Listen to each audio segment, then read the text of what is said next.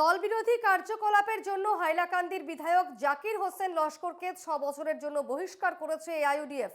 দলের কার্যবাহী কমিটি রবিবার বিজ্ঞপ্তি জারি করে বিধায়ক জাকিরকে আগামী 6 বছরের জন্য দলের সমস্ত দায়িত্ব থেকে অপসারণ করেছে।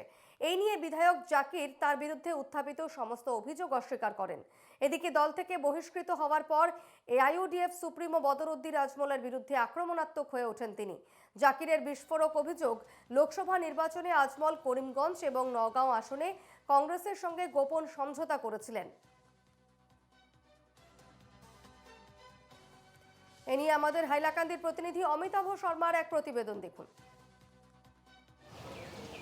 ইতিমধ্যে দেখা গেছে এআইইউডিএফ এর কর্ণধার কমিটি হাইলাকান্দির বিধায়ক জাকির হোসেন লস্করকে বরখাস্ত করেছেন 6 বছরের জন্য।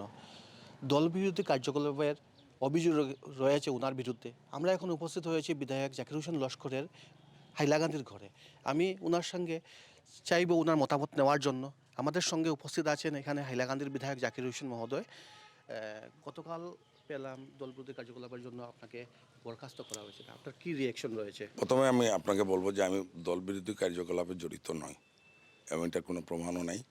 আমি ওনাদেরকে বলেছিলাম যে যদি কোনো প্রমাণ থাকে তাহলে দিতে, কারণ দেখেন দলের ভিতরে বহুত কথা ছিল, এটা দলের ভিতরে আলাপ হয়েছে, এটা বাইরে আলাপ হয়নি।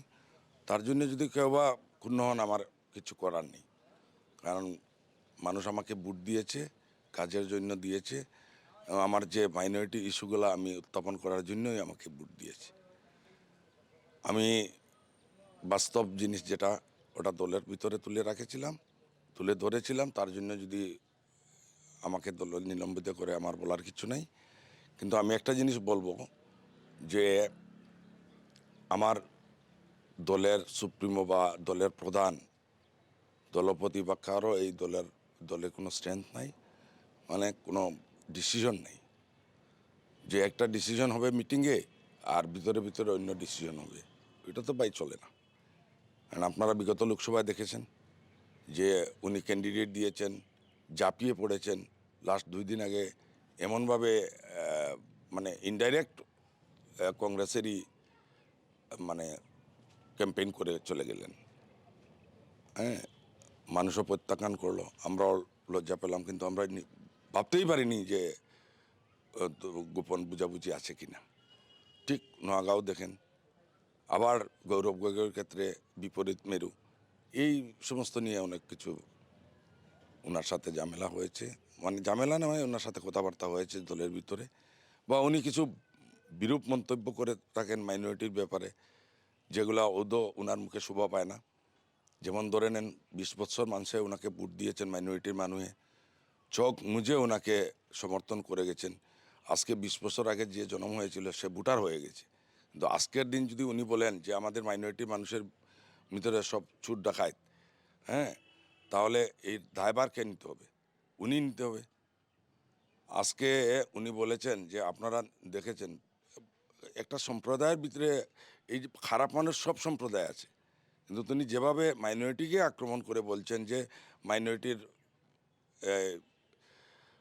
উপযুক্ত ছেলেরা মেয়ে দেখলে শরীরের রক্ত গরম হয়ে যায়, এই সমস্ত কথাবার্তা একজন দলের প্রধান হয়ে ওনার মুখে এইগুলো শোভা পায় না। এই নিয়ে আমি অনেকবার প্রতিবাদ করেছি। আরও কিছু বিষয় ছিল যে মাননীয় মুখ্যমন্ত্রী এসেছিলেন হাইলাকান্দি, তো মুখ্যমন্ত্রী আসামের মুখ্যমন্ত্রী, তার জন্য আমি গেট দিয়েছি, এটা তো অন্যায় করিনি।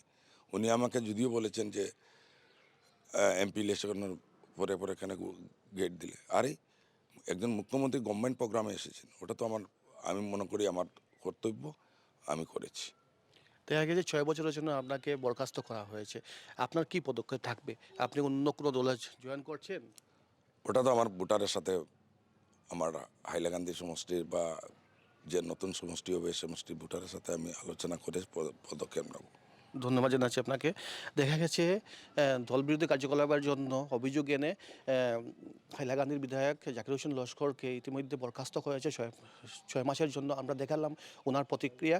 আমি হাইলাকান্দি থেকে অমিতাভ শর্মা, NKTV বাংলা।